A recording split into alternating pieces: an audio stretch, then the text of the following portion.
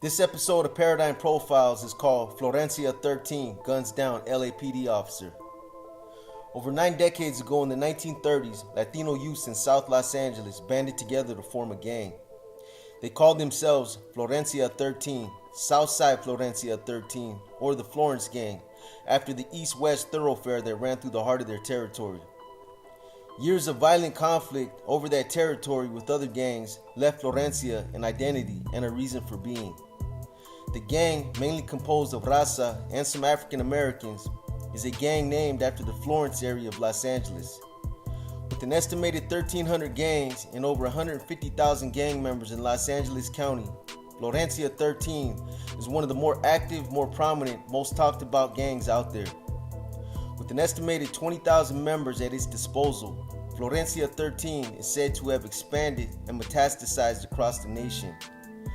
Small subsets have been discovered to be active in Midwestern states such as Colorado, Utah, Kansas City, Oklahoma, Arkansas, Missouri, Wisconsin, Ohio, and Illinois. Aside from Los Angeles, Florencia 13 is also active on the West Coast in other states such as Oregon, Washington, Hawaii, Alaska, New Mexico, Nevada, and Arizona. Other territories include Canada, Mexico, Santa Cecilia, Michoacan, Jalisco, Guanajuato, Sao Paulo, and the Netherlands. Florencia 13's territory is predominantly in South Los Angeles, and some of its allies include the Pueblo Bishop Bloods, the Mad Swan Bloods, the Vineland Boys Gang, and of course the Sureños and the Mexican Mafia. Some of the more notable rivals are the East Coast Crips, 18th Street Gang, 38th Street Gang, Grape Street Watts Crips, Watts Barrio Grape Street 13, Hats Gang Watts Crips, Huntington Park Locals, Playboys 13, Bloods, Norteños, and MS 13. Rivalries have fluctuated over the years, considering conflicts that have developed on the streets.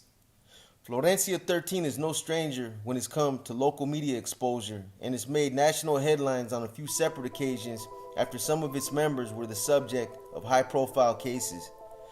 LAPD began targeting Florencia 13 gang members for their roles in racially motivated attacks on African Americans.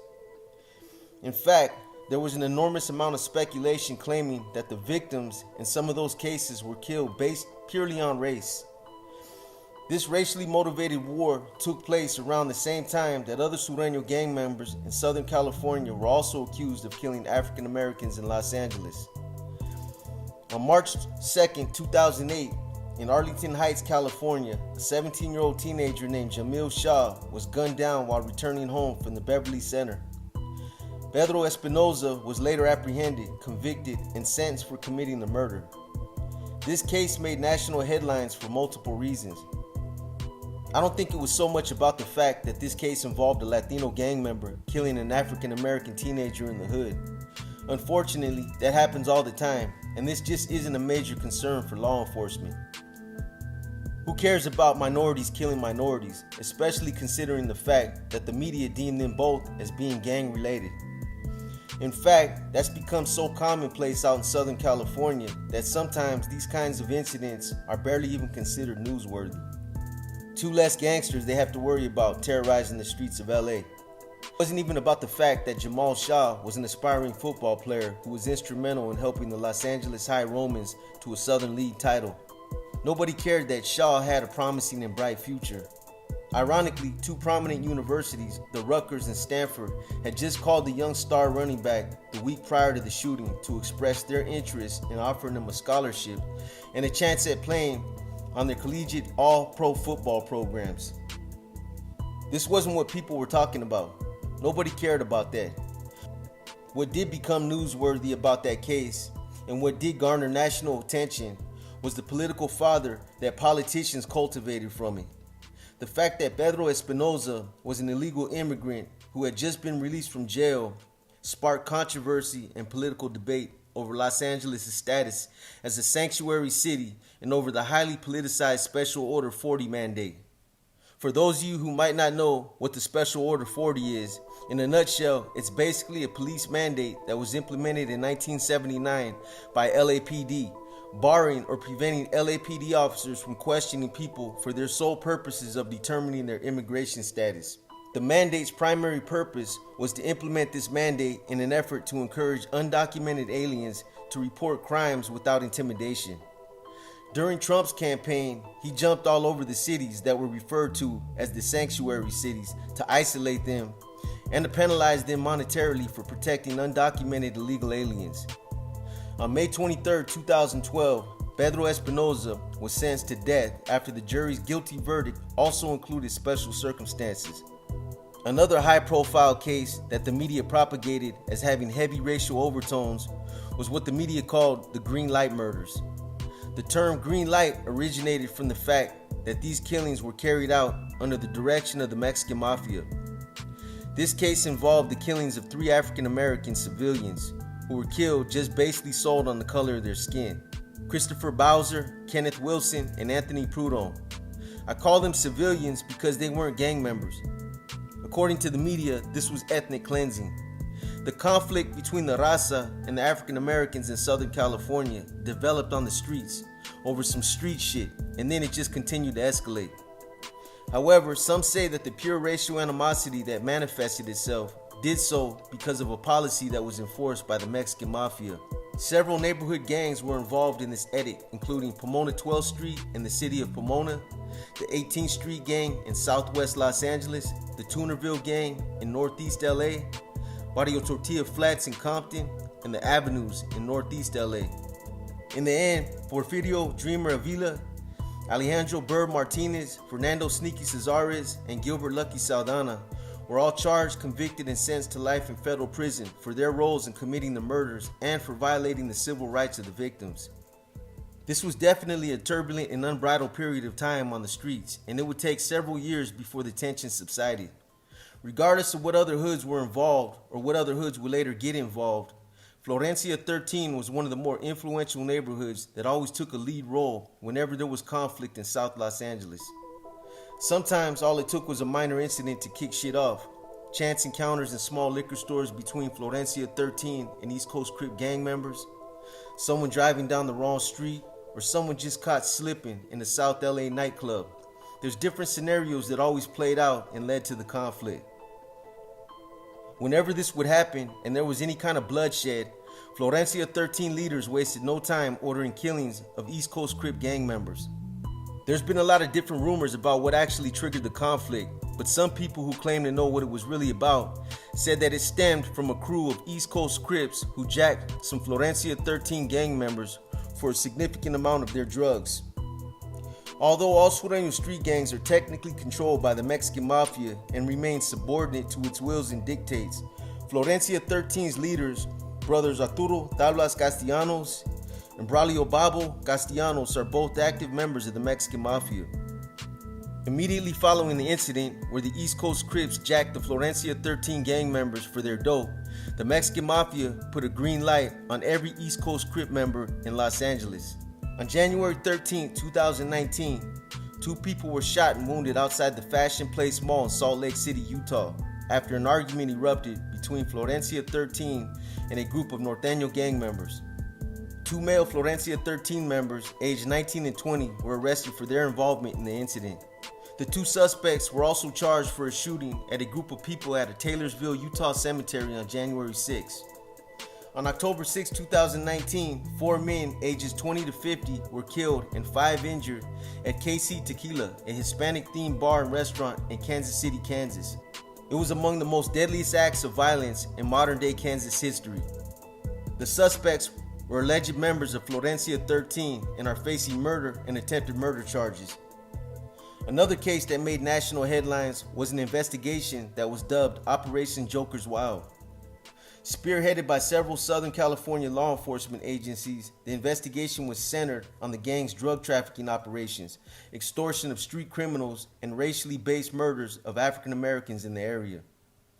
The operation involved the Los Angeles High Intensity Drug Trafficking Area Task Force, the Drug Enforcement Administration, the Bureau of Alcohol, Tobacco, and Firearms and Explosives, Los Angeles County Sheriff's Department, U.S. Immigrations and Customs Enforcement, the IRS, and the Los Angeles County Probation Department. In 2007, 102 members of Florencia 13 were listed in indictments under the operation leading to the biggest gang raid in American history at the time, with 96 of the 102 members taken into custody. The indictments included charges of drug trafficking, attempted murder, and extortion. As of 2009, 94 of the 102 had been convicted or pleaded guilty. 3 had pending trials, 2 had died, and 5 were fugitives from justice. The trial further found that the gang was controlled by the Mexican Mafia prison gang, more specifically the Castellanos brothers. Over the years, demographic and social shifts have weakened many street gangs and caused some to die out altogether. Florencia did the opposite, absorbing smaller gangs and expanding their extortion and drug dealing rackets on the orders of its leaders, who are incarcerated many hundreds of miles away. The gang is now at the center of the killing earlier this month of an off-duty Los Angeles police officer. And this case is ugly. They got it on video, they know the inside story, and there's already people cooperating. The defense attorneys are going to have their hands full fighting this one. I think these guys will be considered lucky if they can get out of this one with LWOPs, because these are the types of cases that district attorneys love pursuing the death penalty in. Killing a cop in cold blood, and whether some of the details that have already been surfacing are factual or are just the media's typical way of spreading inflammatory propaganda, it doesn't even matter, because these guys are already getting slaughtered by the media. Nonetheless, these are some of the facts of the case. On January 19, 2022, Officer Fernando Arroyales was shot to death near the intersection of 87th and Beach Streets. Apparently, Arroyales was out with his girlfriend, house hunting, and looking at a property that he was interested in buying. As he was out in front of the property, talking to his girlfriend and taking the phone number down that was on the realtor sign, he was approached by 2 guys with guns who walked up to him and said, "Give me your fucking wallet and jewelry." For a split second, Arroyales looked at his girlfriend and considered complying just solely out of concern for her and her safety. He didn't want to do nothing that would have jeopardized her or her safety, so he hesitated. If he would have been alone, chances are he would have just waited for the right opportunity and he would have tried to get the drop on these guys. But having his girlfriend there changed the dynamics of everything. Literally. It probably even cost him his life. Because it was during that split second where Arroyales hesitated that the 2 gunmen opened fire and got the drop on him first. Maybe they seen something in the way he moved. Maybe they seen him reaching for his weapon. Or maybe they just didn't like the fact that he hesitated. Whatever the case was, they pointed their weapons at him and began firing. Arroyales was off duty. But even though he was off duty, he still carried his service revolver like so many other law enforcement officers often do. He drew his weapon and began exchanging gunfire, but before he even managed to get off a round, he was already struck several times. When the shooting stopped, Arroyales collapsed in a nearby alley, mortally wounded. Florencia 13 gang members Luis de la Rosa Rios, Ernesto Cisneros, and Jesse Contreras have all been charged in Arroyales' murder. Also arrested and charged with Arroyales' murder was Rios' girlfriend, Haley Grisham. She's been described as being a gang associate and in some people's opinion as the weakest link. There's no doubt in my mind that the district attorney is going to attempt to squeeze her first and isolate her from the others. They obviously know that she's not as culpable as the others and that she was merely there because of her relationship with Rios. Prosecutors have already charged all 4 of these guys with a particular charge that will increase the penalties and enhance the sentencing guidelines for any charges or future charges that they may decide to charge them with. This charge is becoming an ace in the hole for prosecutors all over the country and is being used more and more frequently. Up until the last 15 to 20 years, prosecutors weren't using it as much because they didn't know how to apply it and they assumed it was designed to target entire criminal organizations. But they've learned that it can actually be used on a smaller scale to wipe out street gangs or cases involving multiple defendants. A particular charge that was used against these 4 is a violent crime in aid of racketeering. It gives the district attorney a lot of latitude insofar as increasing the sentencing enhancements, but it also means that they must make a case that the defendants robbed and murdered Arroyo to maintain or increase their standing within the Florencia 13. And trust me, this is cakewalk. They can spin anything up these days. These district attorneys actually go to workshops and get trained on how to become skilled and savvy at prosecuting these kinds of cases. In fact, with regard to Florencia 13 itself, juries have found in a number of recent trials that Florencia 13 amounts to a racketeering enterprise.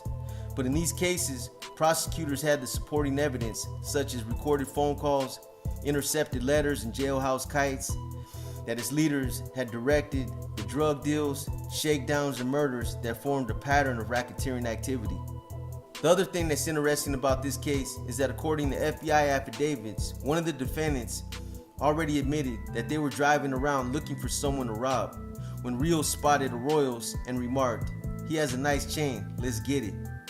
I don't know if someone was just openly talking or if someone sat down and gave an actual interview, but those are some pretty incriminating statements that are going to end up hurting them all.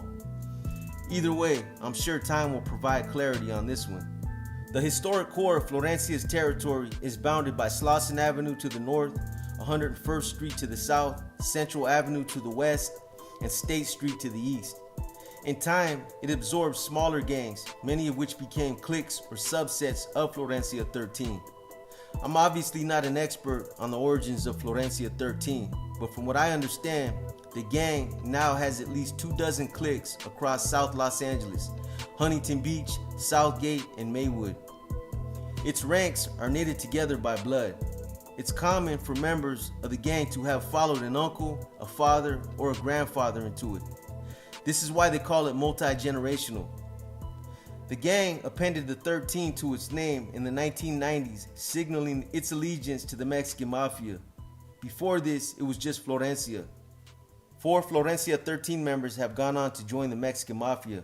Arturo Castellanos, known as Tablas, his brother Braulio Castellanos, nicknamed Babo, Juan Topo Garcia, and Lino Lizard Loreto. Arturo Castellanos has been incarcerated since 1979 for a murder conviction. Braulio Castellanos has been serving a life sentence since 1988 for 2 counts of second-degree murder. Garcia was released from federal prison in 2020 after serving a 17-year sentence for racketeering. In 2018, Loreto was indicted with 25 other alleged members and associates of Florencia 13, charging that Loreto was collecting a percentage of the money made from drug deals, extortion, and other crimes committed by the gang. He has pleaded not guilty and the case has yet to go to trial. Obviously, this case is over, and he was convicted. It's not a secret that Tablas has been running Florencia for years now, but in 2004, the extent of his influence was put on full display. A document seized by law enforcement in 2004 indicated the degree to which members of the Mexican Mafia controlled Florencia 13. Inside a home on 81st Street in South LA, detectives found taped to the underside of a dresser a list of reglas, rules assembled from various handwritten notes that had been pieced together.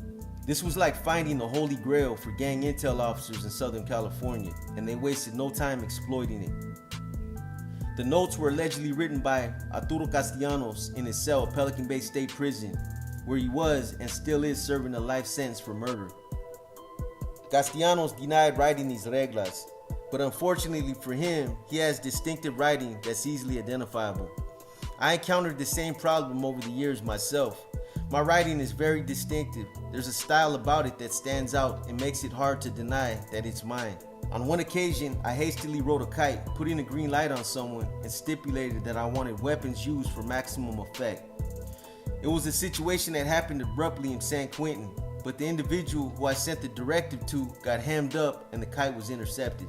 An LT named Lieutenant Munoz got on the tier and straight up said they knew that I wrote the kite, they recognized my penmanship, and that he was pursuing charges against me for conspiracy to commit murder.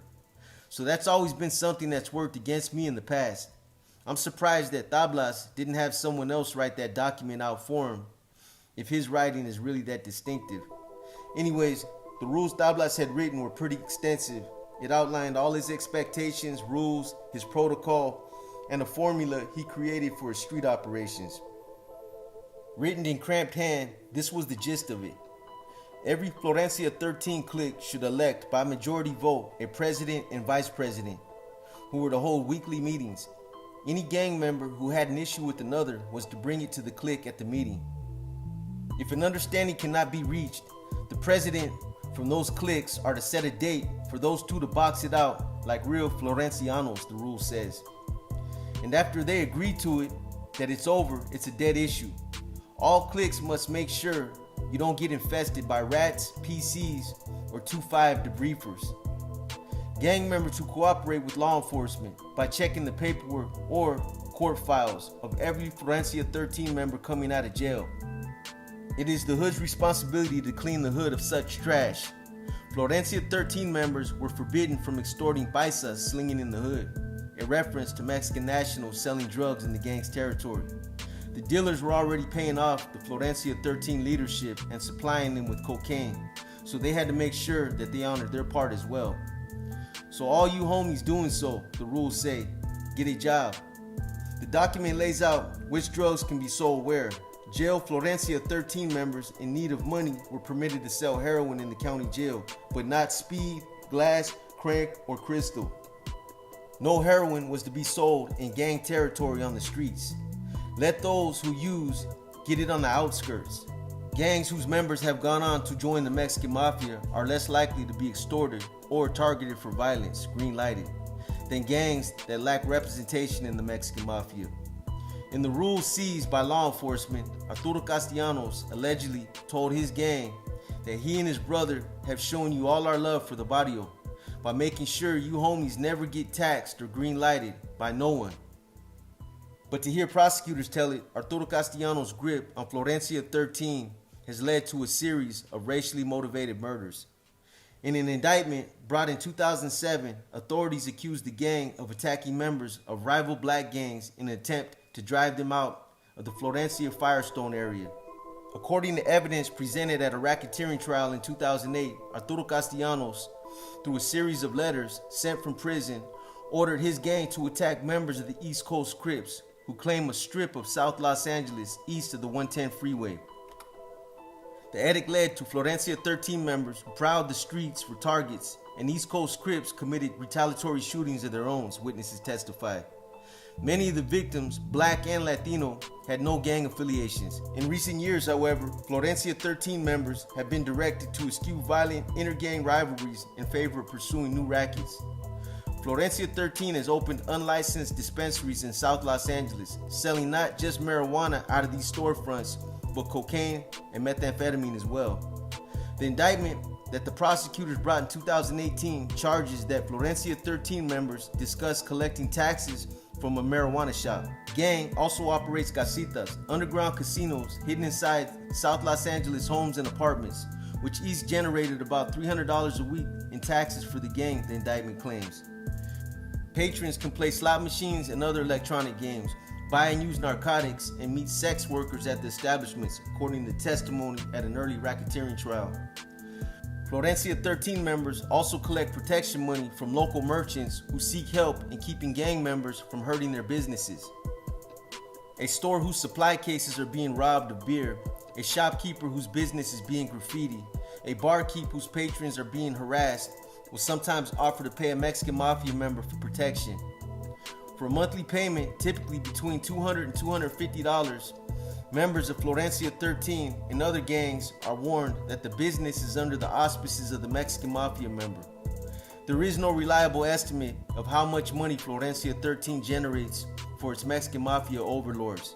But Laredo, a member of the Mexican Mafia who has been incarcerated since 2000, was recorded in a call from prison telling an associate on the street that 40% of the money collected from the gang's racket was owed to the 4 Mexican Mafia members from Florencia 13, according to the indictment that was charging him with racketeering. He has pleaded not guilty. It's going to be interesting to see how the feds decide to play their hand as this case goes through the courts. Will they let the case play out involving just the 4 that are currently involved by taking them to trial, wiping them out, and giving them a one-way ticket to California's death row? Or will they opt to go at Florencia 13's throat by indicting Tablas, Babo, Topo, Wizard, and other influential Florencia 13 leaders in an attempt to disrupt the gang's operations? Some will say, what's the purpose of dragging lifers through the courts? It's a waste of taxpayer money. It keeps the courts congested, and there's no real purpose tacking on another life sentence to someone who's already doing life. But then there's going to be those we're going to argue vigorously, citing that something has to be done. That gang leaders can't go around ordering or influencing directly or indirectly the killings of cops without impunity or without any form of consequence. For some people, just the fact that their operations would be disrupted is enough. Just having law enforcement go in, dismantle their operations, take them offline, and set them back for a few years, or however long it would take for them to reorganize and restructure themselves. I wouldn't put it past the feds either way, as they've done it before. The classic example is Operation Black Widow. Most of the defendants in that case were already serving multiple life sentences, but the feds still had no qualms about spending 5 years fighting a massive case and spending millions of dollars doing it. I hope you guys have enjoyed this episode of Paradigms Profiles. Unfortunately, YouTube dinged us last week for trying to upload content that violated their policies and community guidelines. That's why we weren't able to upload anything for a week. I don't know why, but YouTube has been on a roll lately, flagging videos, taking longer than usual to monetize videos, etc., etc. It's all good though. We're gonna play by the rules and stay within their perimeters because we're not trying to lose the channel. We'll be releasing all the content that we had to sit on for this last week, so you guys should get a double issue. We're already working on another Q&A, so get your questions in now. In closing, as always, we just want to extend our appreciation to you all for continuing to support us and for just the positive feedback that most of you have been giving us.